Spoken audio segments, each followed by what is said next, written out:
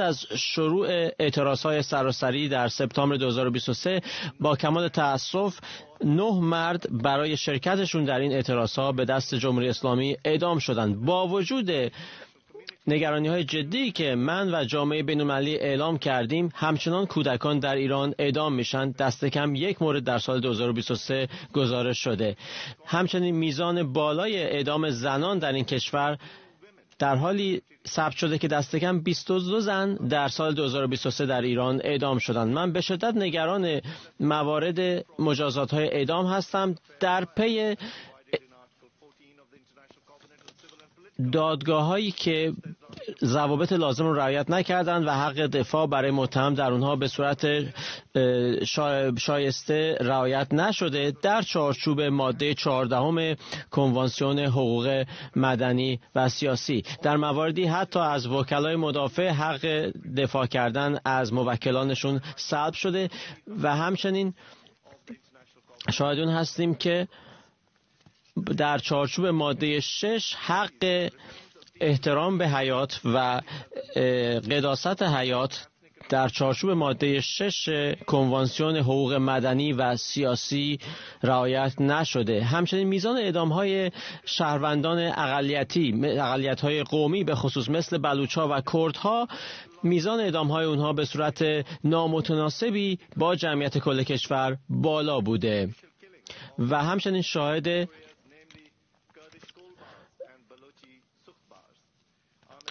کردها و بلوچ‌هایی که در مورد کردستان به کولبر معروف هستند، شاهد کشتارهای یا کشته شدنهای غیر قانونی فراقانونی اونها بودیم در مناطق مرزی کشور. همچنین اقلیت‌های به رسمیت شناخته نشده دیگر تحت تهدید و هدف قرار گرفتند، به عنوان مثال صوفی‌ها و نوکیشان مسیحی.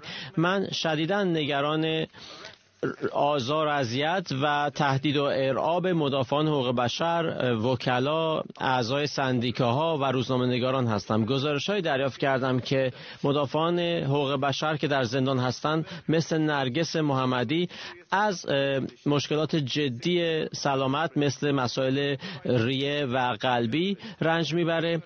مدافعان حقوق کارگری و مدافعان حقوق بشر که در زندان بودند صرفاً به واسطه تلاش برای استفاده از حق خودشون برای آزادی بیان و اجتماعات صلح‌آمیز زندانی شدند.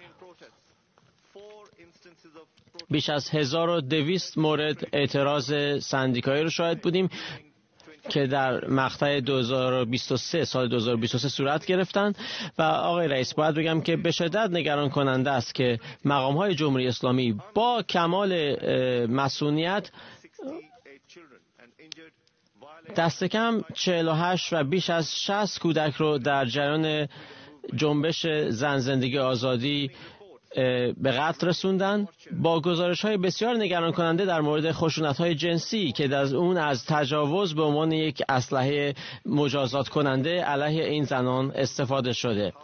اخیراً روز جهانی زن رو برگزار کردیم، بزرگداشتش رو، اما در چنین شرایطی همچنان شاهد ادامه سرکوب و تبعیض علیه زنان و دختران در ایران هستیم. مقام‌های پلیس همچنان به شدت زنها رو سرکوب می‌کنند، زنهایی که علیه حجاب اجباری اعتراض دارند و می‌بینیم که به صورت فزاینده حقوق بشر و کرامت انسانی زنان و دختران ایران لغو میشه، نقض میشه و این یک پیام روشنی است به زنان و دختران ایران که اگر بدون حجاب در انظار عمومی ظاهر بشن، خودروهای اینها مصادره میشه، به مجازات میرسند و همچنین مقام‌های جمهوری اسلامی صدها بیزنس و کسب و کار رو تعطیل کردن به واسطه اینکه به قانون حجاب اجباری توجهی نداشتند. پلیس موسوم به اخلاق جمهوری اسلامی ایران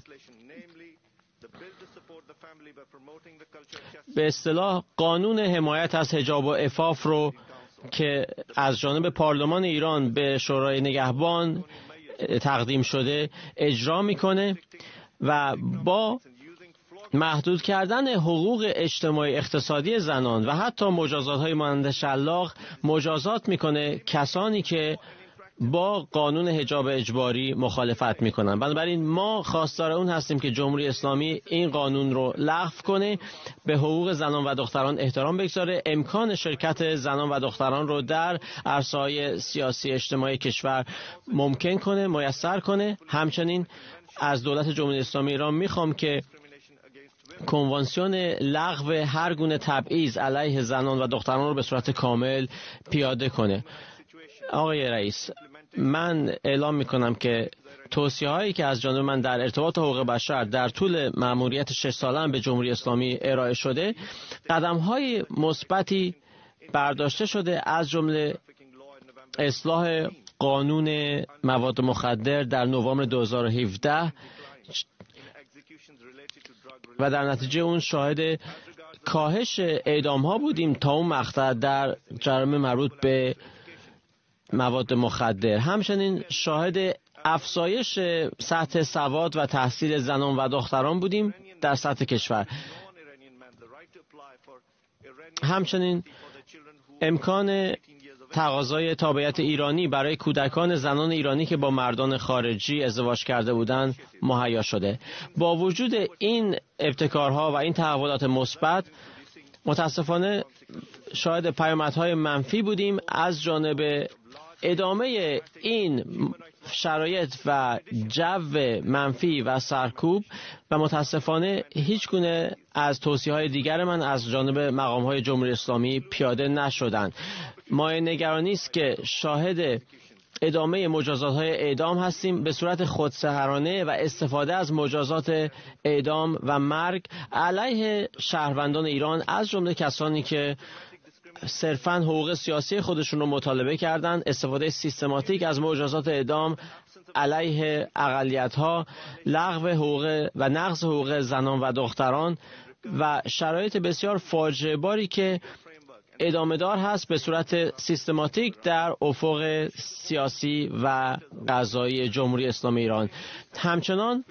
همچنین مقام هایی که در طول جنبش زن زندگی آزادی مرتکب جرایم و جنایات علیه شهروندان ایرانی شدند، همچنان از مسئولیت برخوردار هستند و هیچ برخوردی با آنها نشده. شاهد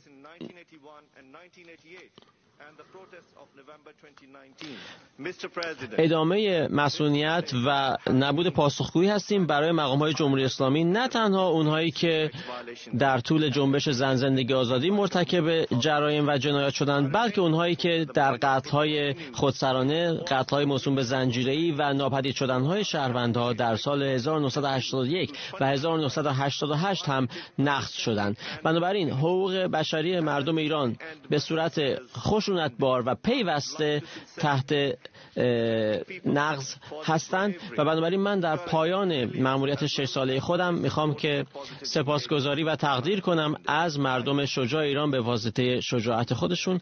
جمهوری اسلامی نه به ما اجازه دسترسی به کشور رو داد و نه به سوالهای ما پاسخ داد و نه به 21 نامه تحقیقی که تا ژانویه 2024 به اونها ارسال کردیم پاسخی داد و همزمان دولت جمهوری اسلامی ارتباطهای آنلاین رو در سراسر کشور محدود و محدودتر کرد، از جمله خانواده‌های قربانیان رو تحت تهدید و ارعاب قرار داد و به انتقام جویی تهدید کرد.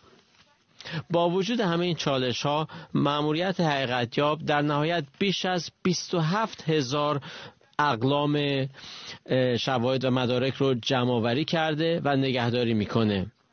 از جمله با 49 مرد و زن مصاحبه کردیم، هم در داخل و هم در خارج کشور، و شواهد و ادله‌ای رو از جمله مسائل مربوط به خشونت‌ها، شواهد و ادله بالستیک یا فورنزیک و مربوط به مقوله پزشکی قانونی گردآوری کردیم. همچنین به بیانیه‌های رسمی مقام‌های جمهوری اسلامی و گزارش‌های مختلف شورای حقوق بشر استدلال کردیم و همچنین توجه کردیم به کار کمیسیونی که جمهوری اسلامی برای تحقیق در این رابطه تأسیس کرد و بنابراین اعتقاد داریم که از نظر متدولوژی فعالیت ما منسجم و قابل قبول بوده. آقای رئیس، امروز ما بسیار نگران رشد موارد نقض حقوق بشر هستیم در سراسر جهان، از جمله جنگ که در چهارگوشه دنیا جریان داره.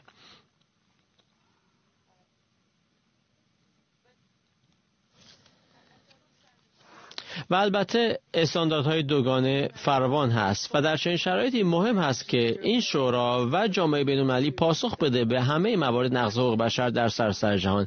اما آقای رئیس، ما معتقد هستیم که استانداردهای دوگانه وقتی که کشورهای علیه شهروندان خودشون و در قلمرو خودشون هم مرتکب جرایم میشن، باید بهش توجه بشه. ما معتقد هستیم که مأموریت این شورا باید به کار خودش ادامه بده و بنابراین ما از شما آقای رئیس میخوایم که به یافته‌های ما امروز اینجا توجه کنید. آقای رئیس، همونطور که شما آگاه هستید، یکی از اولین مسائلی که بازشون دقت میکردیم مرگ ژینا مهسا امینی در بازداشت پلیس بود. یک زن کرد 22 ساله. او رو پلیس اخلاق به اتهام تخطی از قوانین حجاب اجباری دستگیر کرده بود و ظرف 3 روز از این بازداشت جان خودش رو از دست داد. یافته‌های ما نشون داد که بر مبنای اسناد پزشکی و همچنین وضعیت خیلی آشکار رفتار زنان و دختران در چنین شرایطی که مرگ مهسا امینی یک مرگ غیر قانونی است و به اعتقاد ما حکومت جمهوری اسلامی مسئول اون هست. یافته‌های ما همچنین موارد زیر رو شامل میشن: پاسخ به معترضان، اعتراضهایی که بعد از مرگ مهسا امینی شروع شد. در پی مرگ او اعتراضها در سراسر کشور از تهران تا مناطق دیگر شروع شدند و تبدیل به چیزی شدن که ما امروز بهش جنبش زن زندگی آزادی میگیم. زنان و دختران، دانشجویان و دانش آموزان جوان در خط مقدم اعتراضها بودن. بسیار از اونها حجاب خودشون رو در اعتراض به قوانین حجاب اجباری برداشتن و مردان و پسران، افراد مختلف از پیشینه‌های مختلف از جمله اقلیت‌ها در همبستگی به اونها ملحق شدن و خواستار اصلاحات اجتماعی شدن. اما در پاسخ رژیم خواسته های اونها برای حقوق بشر رو سرکوب کرد، و در طول این اعتراضها از نیروهای جمهوری اسلامی از اسلحه جنگی از جمله کلاشنیکوف، اسلحه ها و فشنگ‌های جنگی استفاده کردند و البته این استفاده از این اسلحه ها منجر به شمار غیر قابل قبول و زیادی از مرگ‌ها شد، از جمله 49 زن و بیش از 60 کودک. در ده‌ها استان ایران این سرکوب‌ها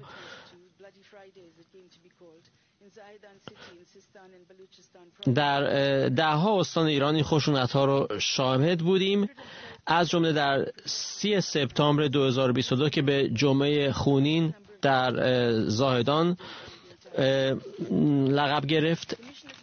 10 شهروند بلوچ ایران به قتل رسیدند.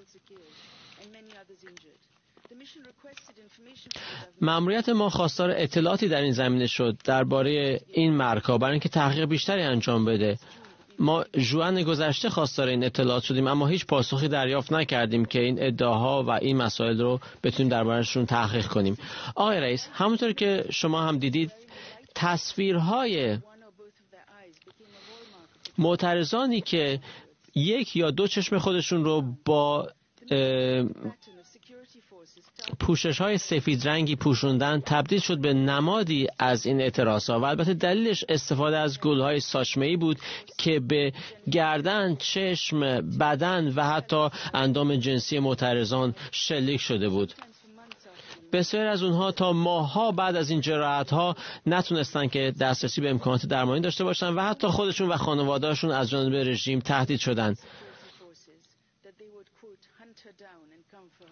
یکی از این زنان که یکی از چشمان خودش را از دست داده بود، نیروهای امنیتی جمهوری اسلامی بهش گفتند که به دنبال او خواهند اومد و حتی چشم دیگرش رو هم کور خواهند کرد.